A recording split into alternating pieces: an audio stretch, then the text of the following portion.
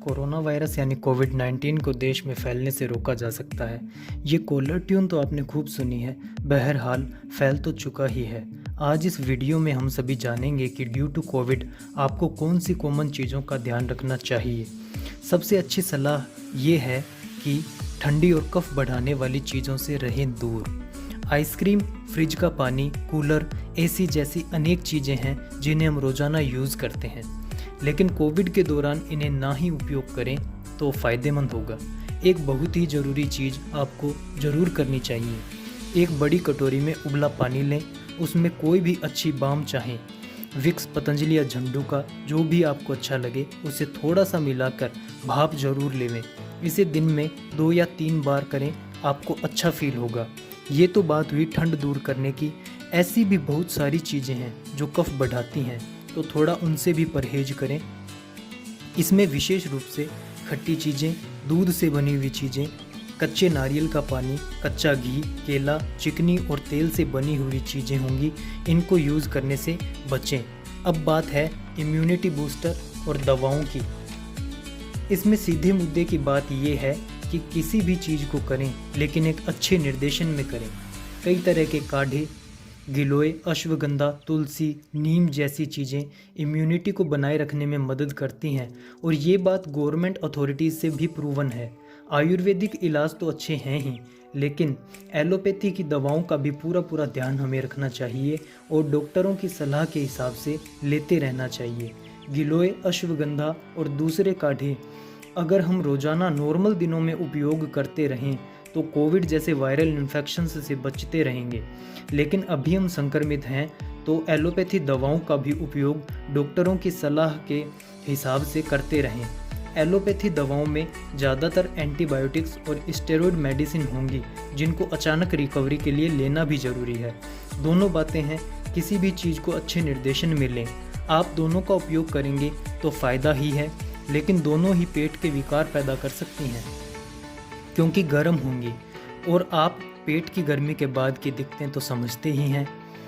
अब बात आती है पॉजिटिविटी यानी सकारात्मकता की। किसी का माइंडसेट या दिमाग की स्थिति पॉजिटिव हो तो उसके रिजल्ट्स भी अच्छे होंगे। माना कि आप संक्रमित हैं, लेकिन अगर आप नेगेटिविटी को चूज करेंगे तो ज़रूर बीमार भी होंगे।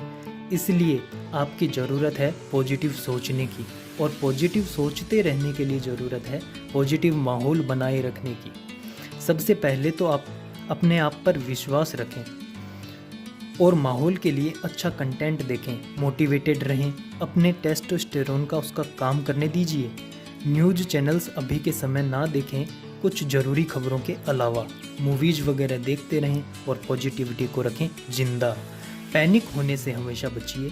पॉजिटिव सोचेंगे तो मेंटली स्ट्रॉन्ग बनेंगे और आपकी विल पावर भी मजबूत होगी और मजबूत विल पावर तो कैंसर जैसी चीज़ों को हराने में और एंटीबॉडीज़ को जल्दी प्रोड्यूस करने में कितनी कारगर है, इससे तो आप परिचित हैं ही। योग, प्राणायाम और आसन जितना हो सके उतना करें। पहली लहर के दौरान चलिए जैसी भी हुई निकल गई, लेकिन दूसरी लहर में ऑक्सीजन से संबंधित अनेकों समस्याएं सामने आई हैं। ऑक्सीजन सैचुरेशन 95 से 100 के बीच में सामान्य माना जाता है, लेकिन इस नए स्ट्रेन के दौरान देखने में आया है कि लंग्स बहुत ज़्यादा प्रभावित हुए और लंग्स की HRCT रिपोर्ट लगभग असामान्य आई। इसके लिए रोज़मर्रा आप प्राणायाम या ब्रीदिंग एक्सरसाइजेज करें तो अच्छा फ़ायदेमंद है और स्थिति खराब हो तो इनके कारण सामान्य भी हो जाएगी। बस आपको ज़रूरत है रेगुलरिटी की। प्राणायाम सबसे अच्छी ब्रीदिंग एक्सरसाइज है। इसमें ज़ोर से सांस लेना छोड़ना, कपालभाति, अनुलोम विलोम जैसे प्राणायाम हैं। प्राणायाम के अनेकों YouTube वीडियोज़ हैं जो कि चुटकियों में आपको सिखा देंगे। एक विशेष तथ्य ये भी है कि पेट के बल लेटने से सांस लेने में फेफड़ों को आसानी होती है। इसे प्रोन पोजिशनिंग कहा जाता है और अनेकों बार देखा गया है कि पेशेंट के ऑक्सीजन लेवल में भी सुधार हुआ है। इसी के साथ कुछ आसन व योग जैसी एक्टिविटीज़ हैं जो कि आपको तुरंत फ़ायदा पहुंचा सकती हैं।